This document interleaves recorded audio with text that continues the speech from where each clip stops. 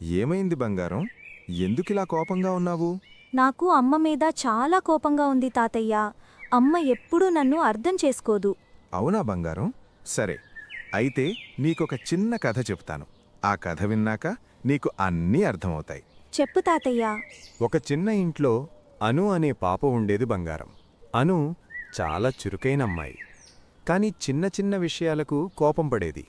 ఆమె అమ్మ మాత్రం ఎంత బిజీగా ఉన్నా ఎప్పుడూ అనూని ప్రేమతో చూసుకునేది. ఒకరోజు అను తన ఫ్రెండ్ దగ్గర కొత్త డ్రెస్ చూసింది. చాలా అందంగా ఉంది. అది చూసి ఇంటికి వచ్చి అమ్మనడిగింది. అమ్మా, నాక్కూడా అలాంటి డ్రెస్ కొనిపెట్టు. అమ్మ కొంచెం ఆలోచించి మెల్లగా చెప్పింది. ఇప్పుడు డబ్బులు కొంచెం తక్కువగా ఉన్నాయి బంగారం. కొంచెం రోజులాగు, తర్వాత కొనిపెడతాను. అది విన్న అను చాలా కోపంగా అయింది. నువ్వెప్పుడూ అలాగే అంటావు, నాకేమీ కొనివ్వవు అని అరిచింది. అమ్మ నిశ్శబ్దంగా నిలబడింది. ఆమె కళ్లల్లో నీళ్లు మెరిశాయి. కాని ఒక్క మాట కూడా అనలేదు. ఆ రోజు రాత్రి అను నిద్రపోలేకపోయింది. నీళ్లు తాగడానికి లేచి బయటికి వచ్చింది.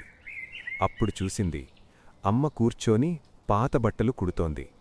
చాలా అలసిపోయి కూడా ఆమె కళ్లలో నిద్రలేదు. నా పాపకి కొత్త డ్రెస్ కొనిపెట్టాలి అని తనలోనే అనుకుంటోంది. అది విన్న అను గుండె ఒక్కసారిగా కరిగిపోయింది. అమ్మా, నాకివ్వలేదని కోపం పెట్టుకున్నాను, కాని ఆమె మాత్రం నాకోసం ఇంత కష్టపడుతోంది. మెల్లగా వెళ్ళి అమ్మని హత్తుకుంది. అమ్మా, క్షమించు, నేను తప్పు చేశాను అని ఏడ్చింది. అమ్మ ఆశ్చర్యపోయింది.